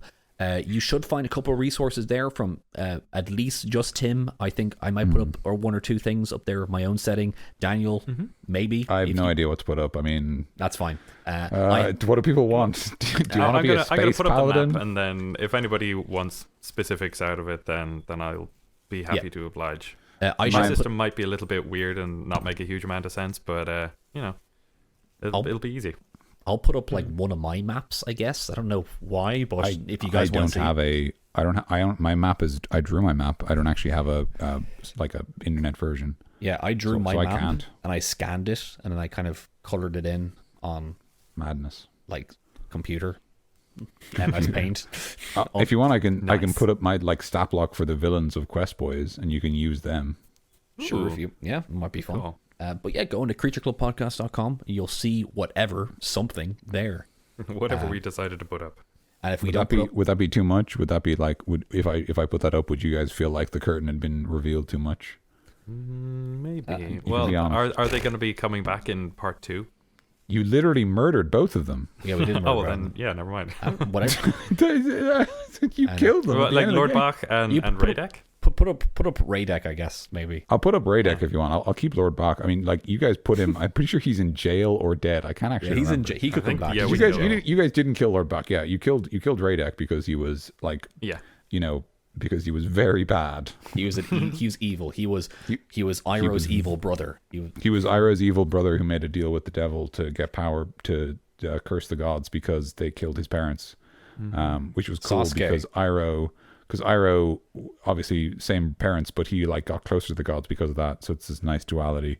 Yeah. It was a really cool natural narrative arc that literally I stole from Jonathan because Jonathan suggested who his enemy was, who his rival was, Yeah. and like literally just like as I said before, there was a non-specific shadowy figure before, and then Radek just fits so perfectly. I just put him right in there. Yeah, that's cool. Excellent. Shall we Yes. wrap it up there, boys? No, Okay. I want to Well, keep I going can for another continue. hour. All right. Well, what do you want to talk about 4 now? more years. Let's of talk D&D. about. There is a rugby game on today, I think. How can we work rugby into D&D? Let's talk about that. Real quick, no shit. I'm thinking of making like a sport of some sort for my D&D setting. Let's like rugby, yeah? but I might homebrew that up a later point. But whatever. Cool. Shall we? We'll wrap it up. Tim. That'd be a fun background, like a fun background feature. Oh yeah, definitely. That would Yeah. be very. To be like, I used There's just a to league play a lot going of on in the sport background. ball, and maybe like maybe the background feature is like you can get some of your friends, like so they're like all big burly dudes, and they like come and help you out in a I was fight or thinking something. like Scrum to call it or something. Where like, That's fun. Scrum is a thing in rugby, but like it's still a different name. Like, and you kind of know what it is by hearing it. Yeah. Well, cool. Might homebrew. Fantastic. Yes. Anyway, thanks for listening to us shite on about nothing Ourselves. for 2 hours. Basically ourselves, yeah. It's been a little bit. We just wanted to talk for this anniversary special about kind of us for once, maybe. I don't know. But it's been a fun year. It's been a great year of doing Creature Club. Thank you so much for listening. Thank you, Daniel, for being Daniel, and thank you, Timothy, for being Timothy, and thank you, Mikey. me. Thank you for being he's gonna do Mikey. it. Oh, thank you, Tim. Thank you very much, Tim. Got you, bro. Yeah, it's been a great year, and you guys have been awesome for listening to us do this strange hobby, as we mentioned before. It's been great. You guys are So cool, like sending all these awesome ideas. Fucking, by the way, Christopher Stewart was the man who gave us the Twitter shout Oh out. yes. yes, If sorry. we didn't, yeah, that's, At the time, I remember I was listening to the episode. I was like, shit. At the time, my phone was away and I couldn't check Twitter at the time. Yeah. Sorry, I was Christopher. recording Sorry about into that. my phone. Yes, you're awesome. Thank you for all your homebrews yeah. and stuff. We'll Thank get you to for that. shout out. Yeah, thank you for that, and thank you for sending on your homebrew. I don't know if you guys read over it. It was fucking very elaborate, very cool. It's basically Yeah. like a half dragon, half hobgoblin Yes, war yeah. leader, and like he has this cool thing where like they hunt dragons and use their blood so that all of his like generals are also Yeah. half dragons, which is just that's Like so they basically- fucking choice. They like soak in the blood of baby dragons, and I'm like, oh my god, that is so metal. That's it's very good. very It's very extremely very cool. high concept stuff going on there. We love high concept. Love that shit. So Yeah, let's- we fucking love it. It's so good. It's Eat it up. So big shout out to him and big shout out to that because it's very cool. And I'm a really big fan of it. and absolutely everybody else who have sent us out homebrews. We got a couple in recently, and we want more of anything you got out there. So thank you. Absolutely. And just for anyone who's listened, if you guys, anyone who's listened out there to us in our show, thank you for that. Anyone who's commented, thank you. Anyone who's shared to a friend, thank you. You've all been great. You've all been cool. We love you. Is it too do. early for us to say that? I mean, I'm who sure can I've say? said it so many times. I've told them that we're their favorite podcast so many times. That's true. Though. That's true, That's just true though. Like, I'm putting words in their mouths so they can put words in ours, I guess. And now we'll put food in your mouth because dessert. No, I'm kidding. We're leaving. It's 2 hours long already. Yeah. Sorry, just before we completely forget, Chris also sent us a spell submission. Yes. He made a very cool spell called Cold Snap, which is basically, he actually breaks down his like design decisions in the email, which is very cool. And effectively, the intention was, what about a cold fireball, and like what would that look like? And it sort of has this cool thing where like it's an implosion rather than an explosion. So like it pulls inwards and everyone gets hit by snow and ice and like frosty needles. But then like that whole area is covered in snow afterwards and stuff like that. So it's very cool. That's very That's cool. called Cold Snap. You can actually find that right now on D&D Beyond. We will stick a link to that in the description. Awesome. I assume that's okay because it's already up on the internet. I don't think anyone's going to mind. Yeah. Chris, if you do mind, we'll get rid of the link. Just let us know. Yeah. And we'll mention it, I guess, at a Creature Club special later. Yep. I guess. Yeah. Absolutely. For a homebrew special, we'll kind of go into more detail about it, but we decide we'll mention it now because we like you. Thank you for sending it in. Yeah, Because absolutely. you're a lovely lad. Yes, you're absolutely lovely. Yes, let's wrap it up, guys. It's 12 o'clock right now in Ireland. And, Well, it's only 20 to 7 over here.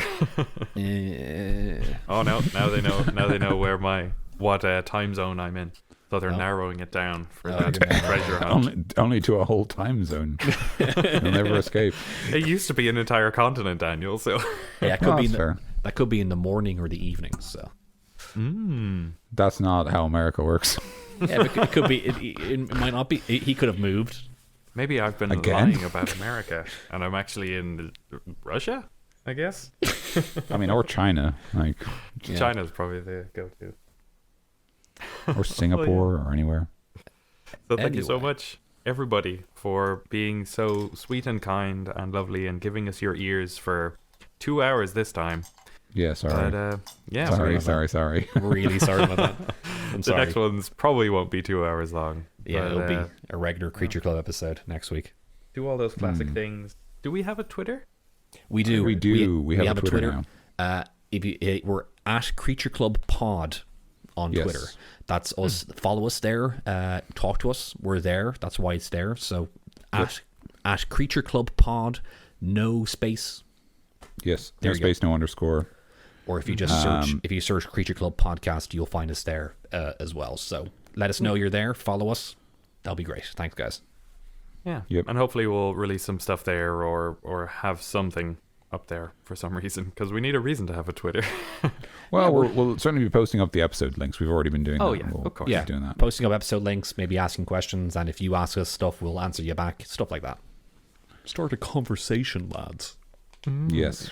So yeah, we have a Twitter at Creature Club Pod. We have an email if you want to send us on those homebrews. We said you creatureclubpodcast@gmail.com. That's creatureclubpodcast@gmail.com. You can also I believe it's actually pronounced Gmail. creatureclubpodcast@gmail.com. We have a website, creatureclubpodcast.com, where you can contact us. You can listen to the episodes. You can do all that stuff. You can leave You can go to the About Us page and look at a big picture of us. That's us being all happy, having a good time. Yep.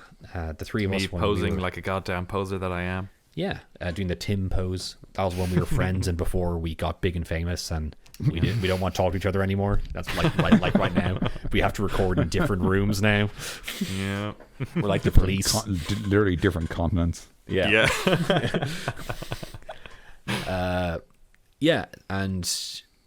Yeah. Listen to us next time, guys. We'll be back to regular scheduling. Sorry for this really long episode where we just talk about us, but we just want to do something a bit different this time. So, Yeah. Yeah.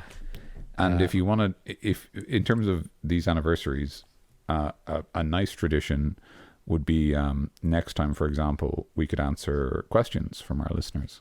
very much so. Yeah. So if you have any questions for us, it'll take us a full year to from get to now. them. Yeah. Yeah. So it better have a good lifespan, but we'll do our darndest. But Not too urgent. But if we end up even getting like loads of questions before then, which I don't see happening, but if we do, then we might do a Yeah. Q&A episode at some point. But only Exactly. if only if you actually ask the questions. But we're not going to make you do anything. That's fine. We have a couple of ideas for potential other shows as well. So even more weird and alternative podcastees for you guys. So, yeah. Yes. Stay tuned for interestingness in the D&D world. Yes. But anyway, guys, thank you so much for listening. Thank you for the year. You've been great. I have been Mikey. I have been Tim. And I've been Dan. Stay cool for another year.